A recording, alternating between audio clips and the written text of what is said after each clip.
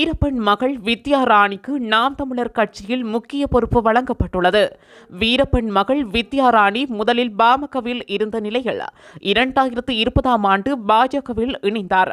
பாஜகவில் அவருக்கு ஓபிசி அணியின் மாநில துணைத் தலைவர் பொறுப்பு வழங்கப்பட்டது. பின்னர் அக்கட்சியில் இருந்து விலகி கடந்த ஆண்டு நாம் தமிழர் கட்சியில் இணைந்தார். கடந்த மக்களவைத் தேர்தலில் கிருஷ்ணகிரி தொகுதியில் போட்டியிட்டு தோல்வியடைந்த நிலையில் 4ஆம் இடம் பெற்றார்.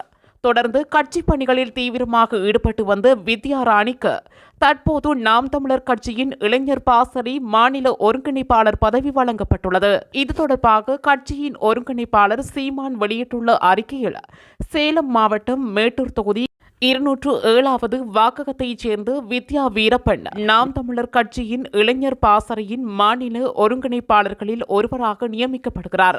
இவருக்கு கட்சியின் அனைத்து நிலை பொறுப்பாளர்களும் அன்பு உறவுகள் அனைவரும் முழு ஒத்துழைப்பு நல்குமாறு அன்போடு கேட்டுக் கொள்ளப்படுகிறார்கள்.